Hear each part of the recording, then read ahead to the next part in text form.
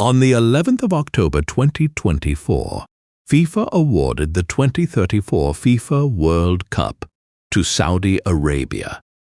The vote was unanimous. 211 member federations, not a single dissenting vote recorded publicly. Not one federation stood up and said no. The entire governing body of world football looked at the evidence, looked at the process, looked at the human rights record of the proposed host nation, and voted yes, every single one of them. That is not consensus.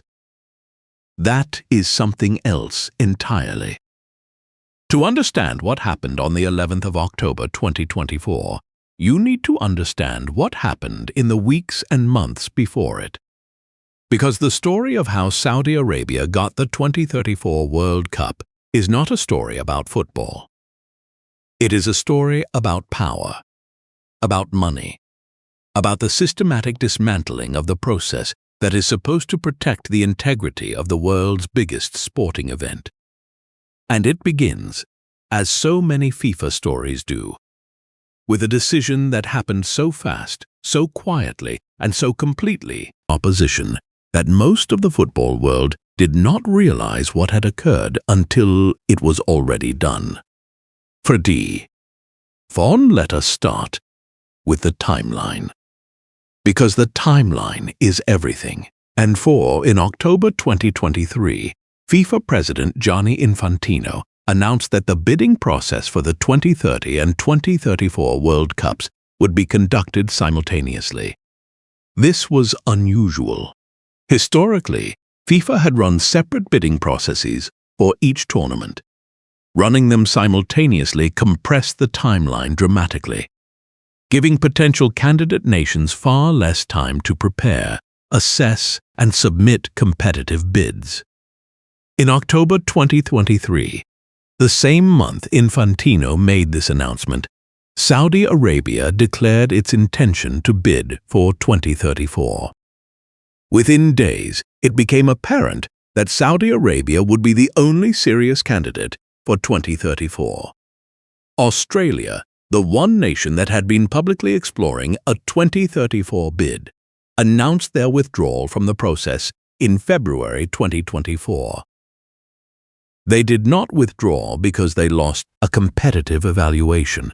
They withdrew because they had assessed the process and concluded that the outcome was predetermined. Think about what that means.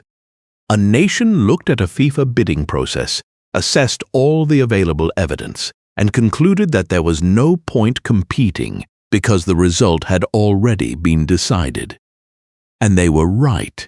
By the time the formal vote took place on October 11, 2024, Saudi Arabia was the only candidate for 2034. There was no competition. There was no alternative. There was no real choice for the 211 federations sitting in that room. They voted unanimously for the only option on the table. That is not how a competitive bidding process works. That is how a coronation works. But now let us talk about what FIFA's own evaluation said. Because this is where the story gets genuinely extraordinary. FIFA commissioned an impact assessment report for the Saudi Arabia 2034 bid. This is standard procedure, an independent evaluation of the candidate infrastructure, capacity, human rights record, and ability to host a World Cup. The report was published, and what it contained should have stopped the process in its tracks. In the FIFA evaluation gave Saudi Arabia the lowest human rights score of any World Cup host nation in history. Lower than Qatar in 2022, lower than Russia in 2018. The report flagged concerns about the treatment of migrant workers, the same issue that haunted Qatar's World Cup preparation and led to credible estimates of hundreds of deaths during construction. It flagged concerns about the rights of women. Saudi Arabia only began allowing women to attend sports events in 2018, just 6 years before being awarded the world's biggest sporting event. It flagged concerns about the rights of LGBTQ+ individuals. same-sex relationships remain illegal in Saudi Arabia and are punishable under the country's interpretation of Islamic law. FIFA published this report. FIFA commissioned it. FIFA read it. And then FIFA awarded Saudi Arabia the 2034 World Cup anyway.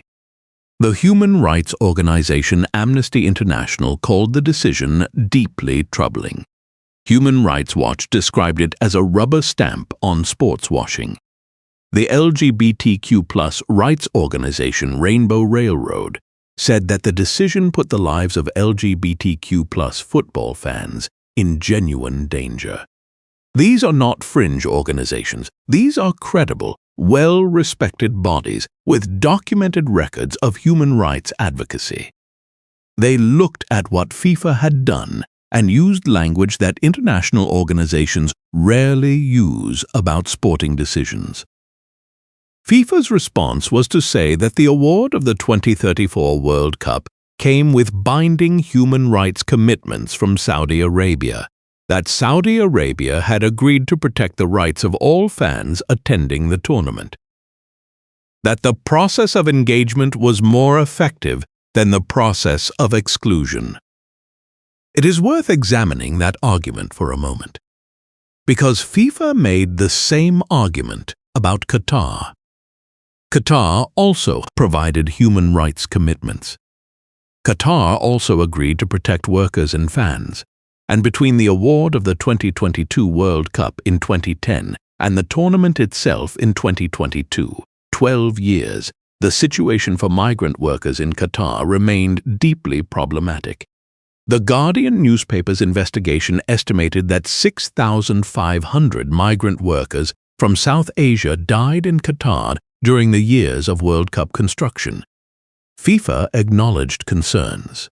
FIFA engaged with Qatar, and 6,500 people died anyway. The commitment framework clearly has limits.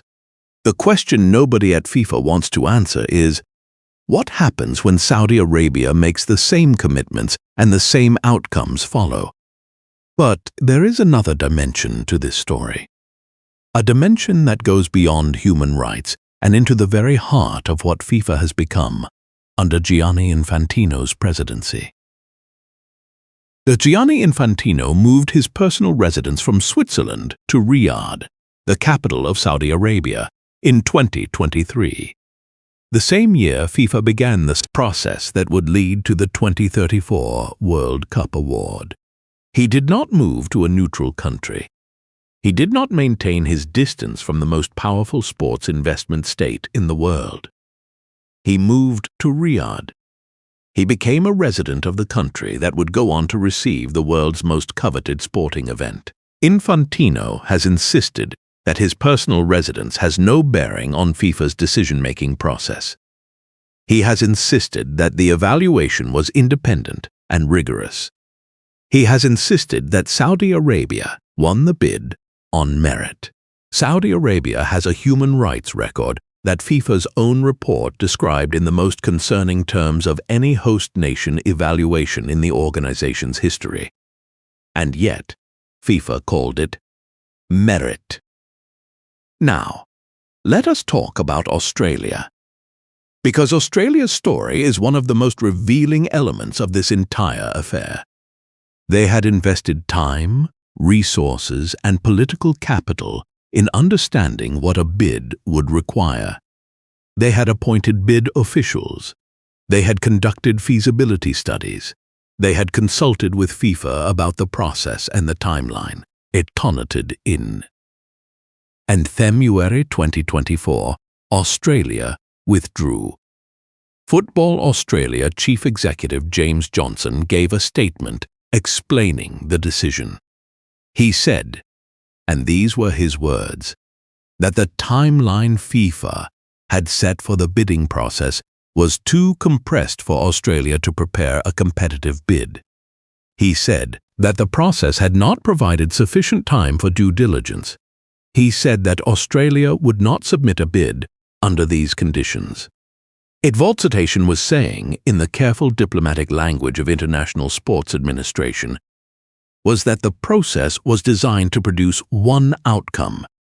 He was saying that the compressed timeline, the simultaneous bidding for 2030 and 2034, the structural features of the process, all of it pointed in one direction.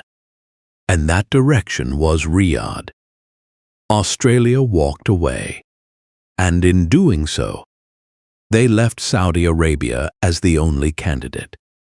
And in doing so, they made the unanimous vote of October 11, 2024, inevitable. 190 gone. Answered is, who designed the process this way? Who decided that 2030 and 2034 bidding should happen simultaneously? Who decided on the compressed timeline? Who created the conditions under which only one serious candidate would emerge for 2034? And the answer formally is FIFA. Person who leads FIFA and sets its strategic direction is Gianni Infantino, the same man who lives in Riyadh, the same man who called the Saudi Arabia decision a triumph for football. There is one more layer to this story, one more element that has received almost no coverage in the mainstream football media, and it concerns the 2030 World Cup. What 2030 World Cup was awarded to a six-country coalition, Spain, Portugal, and Morocco as primary hosts, with Argentina, Uruguay, and Paraguay each hosting one symbolic match to mark the centenary of the first World Cup in 1930. This is an extraordinary arrangement, a World Cup spread across 6 nations on 2 continents. It is logistically complex to an almost unprecedented degree, and its approval on the same day as the 2034 Saudi Arabia decision was the mechanism that made the Saudi Arabia vote possible. Widbrat is why. By bundling the 2030 and 2034 decisions together, by presenting them as a package on the same day, FIFA ensured that any federation that wanted to support the 2030 coalition had to be present and voting. Any federation that was present and voting was implicitly part of the unanimous 2034 vote. The 2 decisions were structurally linked in a way that made it almost impossible for any federation to support 2030 while opposing 2034. It was, if you will forgive the football metaphor, a perfect assist. The 2030 decision set up the 2034 decision, and the 2034 decision went in. So what happens now? Saudi Arabia has the 2034 World Cup. Construction has begun on 11 new stadiums. The Saudi government has committed, in writing to FIFA, to uphold human rights standards during the tournament. Workers from South Asia and Southeast Asia are beginning to arrive for the construction phase. The football world is watching. The human rights organizations are watching. The journalists who covered Qatar are dusting off their notebooks and preparing for a decade of the same questions, the same concerns, and the same devastating headlines. And FIFA, the organization that awarded this tournament, that compressed this timeline, that published a human rights report and then ignored its own findings, that watched its president relocate to the host city and called it a coincidence. FIFA is preparing to collect its $11 billion from 2026 and begin planning for a 2034 tournament that will generate revenues that dwarf anything the sport has ever seen. The dirtiest secret behind Saudi Arabia getting the 2034 World Cup is not a single moment of corruption. It is not a bribe in an envelope or a vote bought in a hotel room. Those things happen in football governance. History has documented them extensively. The dirtiest secret is something more subtle and more systemic. It is the construction of a process that was designed to produce one outcome. It is the compression of a timeline that eliminated competition. It is the relocation of the FIFA president to the host city while the decision was being made. It is the publication of a damning human rights report and the decision to proceed anyway. It is the unanimous vote of 211 federations for the only option on the table. The dirtiest secret is that it was all done in public, in broad daylight, with press releases and official statements, and unanimous votes. With the full apparatus of institutional legitimacy applied to a process that had none. And the dirtiest secret of all is that it worked. Saudi Arabia has the 2034 World Cup, and the football world, after a brief moment of outrage, moved on to the next transfer story.